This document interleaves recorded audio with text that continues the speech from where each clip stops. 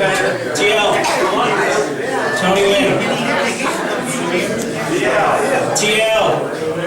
In the back. TL. You can hear me? Good.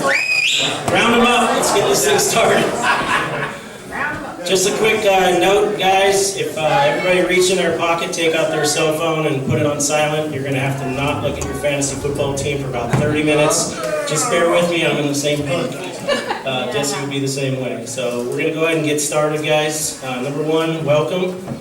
Number two, thanks for coming. My name is Jim Hughes. I'm one of Jesse's friends, co-workers, and landlord. That's another title, Jesse. Appreciate you guys coming. A few things. Hopefully you guys have all seen the pictures. They're spread out through the table.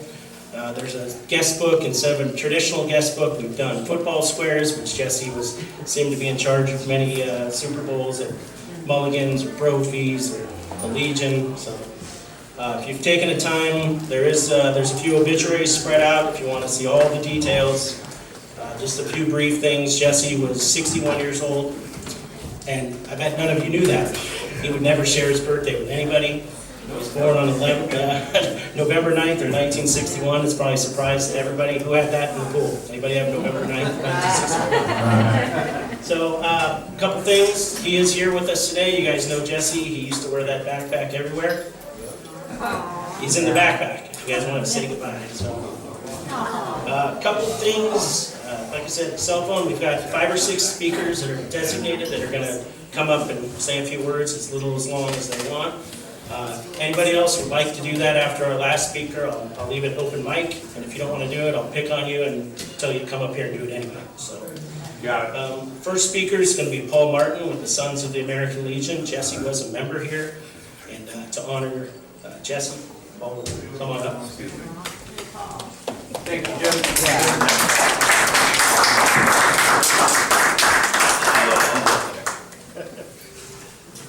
We all love Jesse a lot. We have a special ceremony in the American Legion and in the Sons of the American Legion, and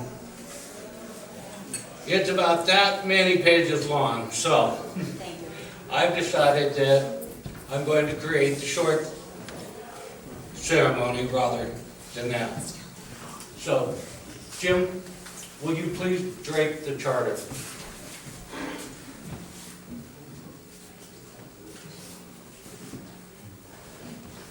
Draping the charter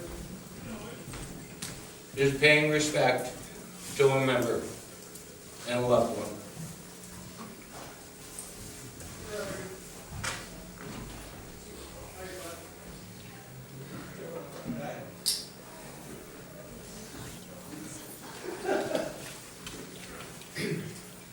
Death has entered our ranks. We members and friends and loved ones of Squadron 512 will now pay final respects to Jesse Gore.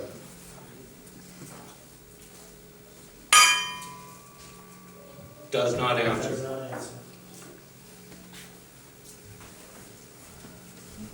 Please all stand.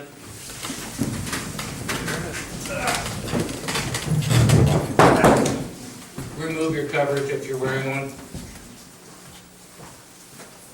Let us pray. Almighty Father, please accept into the divine care the soul of Jesse Gore. We are strangers with thee, and sojourners of our fathers. Grant us, O Father, that the sorrow we feel today may bring us closer to you. Help us to understand that death is not the end, but only the beginning of the glories of a new life. Let us remember that our loved ones are enjoying the grace and love more than we are here on earth.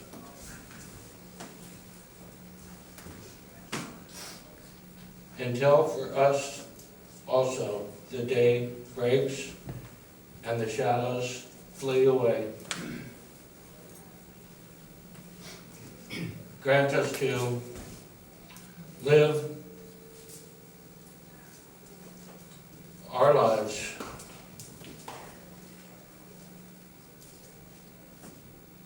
may honor the remembers who have gone before us. Then together may we come to that city which thou hast prepared for them, the love.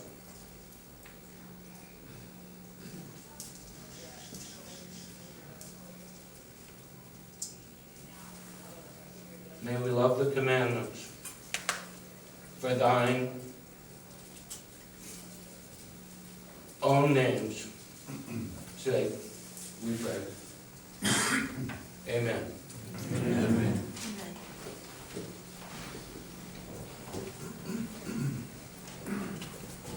It's never easy to lose someone so young. Please be seated.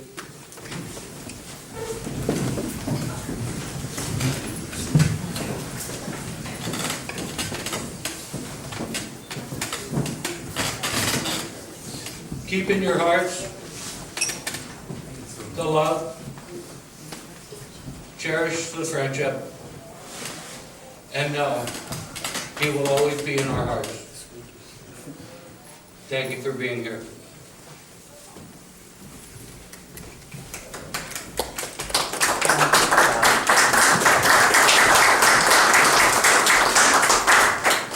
Thank you very much, Paul. Appreciate that. A few things I forgot at the start there is this event's happening because of some very kind and generous folks. So I'd like to thank the people, the donors, the volunteers that are working the event, the people who have given their money and their time to make this the event that it is today. So I won't embarrass you by telling everybody how much you gave, but just know that it's appreciated very much. And anything that's left over will go back to the Legion. It's a donation in Jesse's name. Our next speaker is Bo Gillot. Bo, are you here? Thank you. Bo's going to give you some more history that you might not know about Jesse. Thank you very much, Bo, for speaking today. Appreciate it.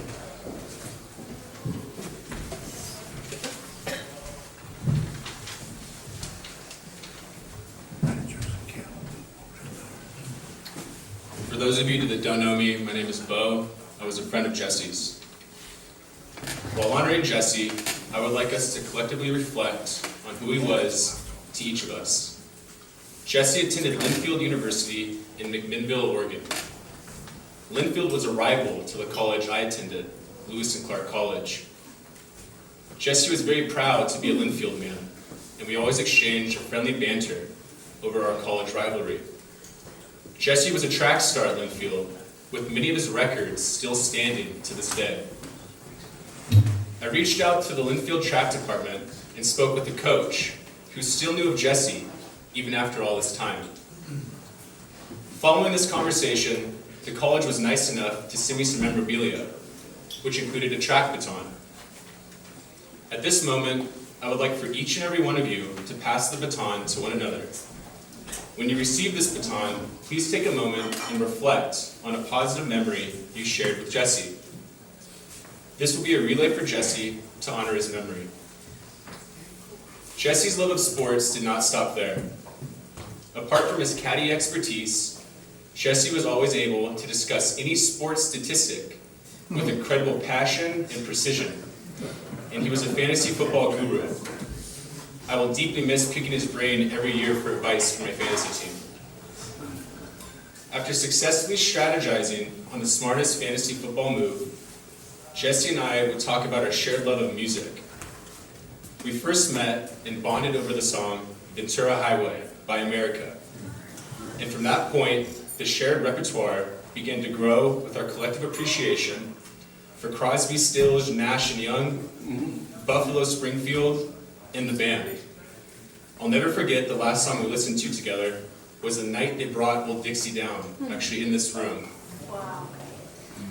There's a poem called The Excursion by the Romantic poet William Wordsworth that reads, "And when the stream, which overflowed the soul, was passed away, a consciousness remained that it had left, deposited upon the silent shore of memory, images, and precious thoughts, that shall not die and cannot be destroyed." We are here with you, Jesse.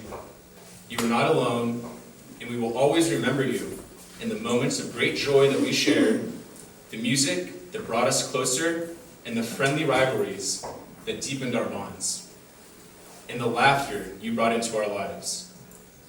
As we pass the track baton in his honor and reflect on the life we shared, let it act as a reminder that Jesse, while you may have left this world, you will never leave our hearts.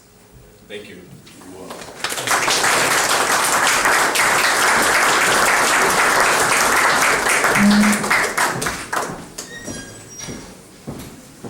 Oh, thanks for the kind words. That's very, very nice of you guys. Make sure you guys all touch the baton, please. And then the last person, if you think of the last one, go ahead and bring it up, back up to the podium. We're going to keep it on display in his memory.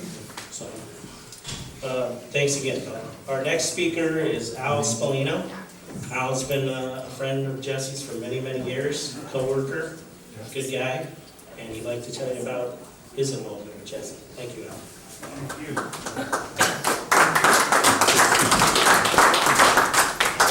Hi, good afternoon. My name is Alfred. I've been a caddy in Spyglass Hill Golf Course for 21 years. My third day on the job, they said, get over to Pebble right away. We need a guy over there. So I race over to Pebble. They pick me up in a cart. They race me down. They go, you're going straight to the podium, straight to the first tee. I'm a nervous wreck. And Jesse comes up and says, hi, Al. They told me you were coming. Thanks for coming and caddying with me. I said, okay, cool. He goes, okay. He says,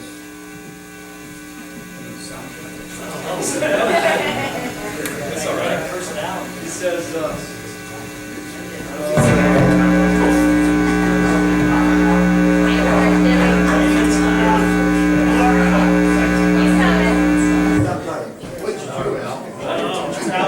always my fault. It's my fault to work too. He says, Everybody hear Al? We can hear Al. it's always something going on. Anyway, he says to me, Al, closer to the mic. okay. He says to me, Shut it off. okay, we're caddies with me. He says to me, my two guys are right here, your two guys are over there, go introduce yourself. I says, okay, I'm ready to go.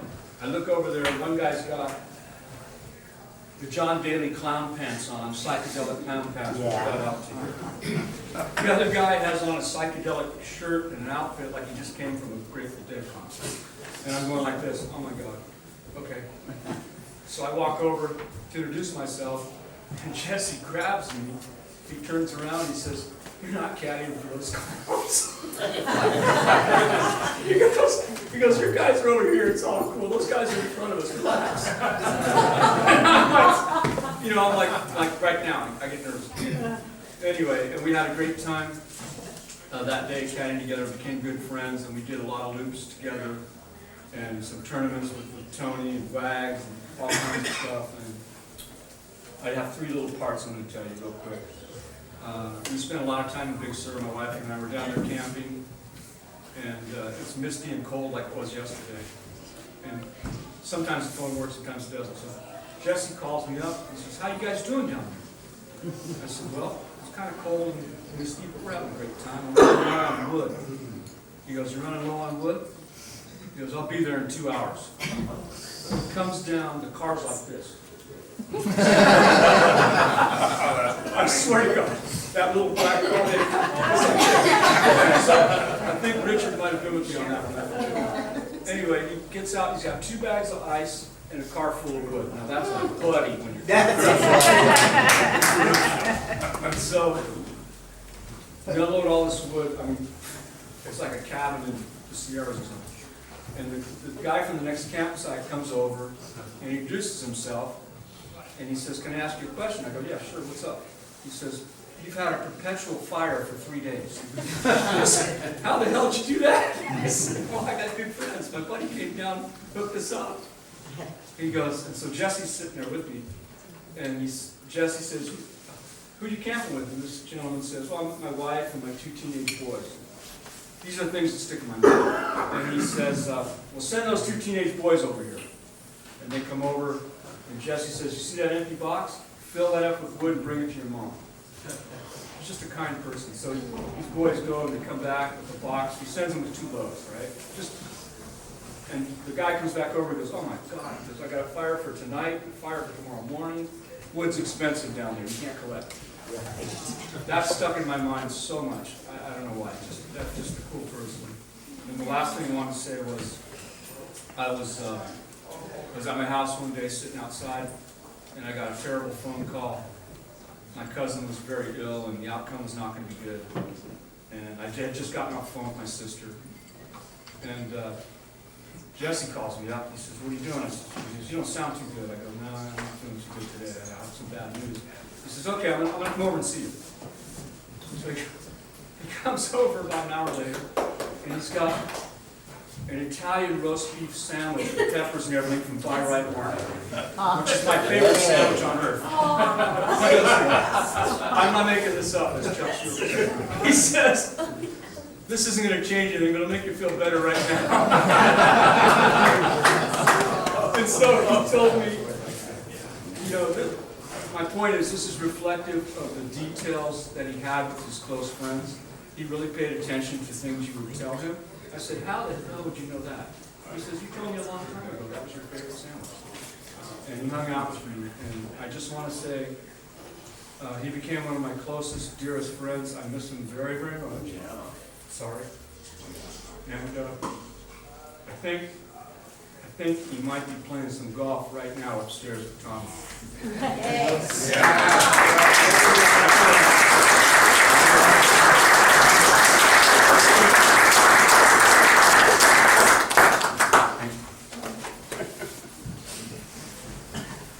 Yeah, sorry about the microphone. I'll do as best I can here. But one thing you knew about Jesse is he stayed in contact with a lot of you guys, like almost to the point of, "Dude, are you going to stop calling me every single minute of every single day, or you're not?"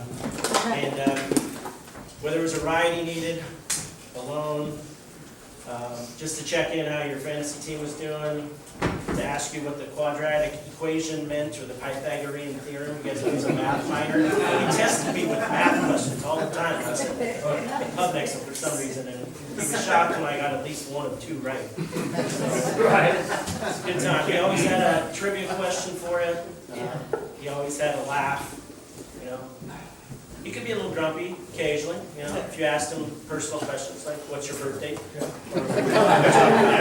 It's a good way to piss him off. "How you doing?" That was another good question if you wanted him to be angry. So, just little things like that. He was a great ambassador for the Monterey Peninsula. He wasn't from here. He was born in Oklahoma City.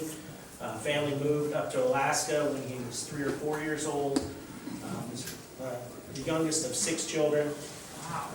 So, came to the Monterey Peninsula, I want to say 25 years ago. Many of you guys probably knew him when he first worked over at Spanish Bay. I think he was a fitness instructor or the manager over there. You may have met him at Bayonet Black Horse, where he probably did everything from wash the carts to sell your golf balls at the front desk. So many opportunities to celebrate Jesse, keep him in your heart. Again, our next speaker is Michelle here, Michelle Lynch. She might be at the bar. Michelle, there you are. She's here.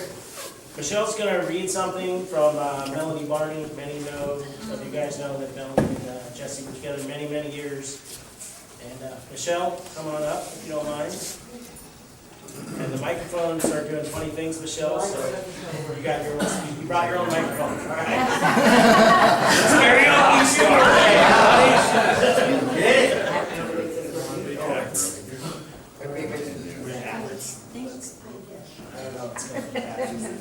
Okay. Melanie couldn't make it today. I think, unfortunately, she's sick. She's up in Utah. And she sent some words that she wanted Michelle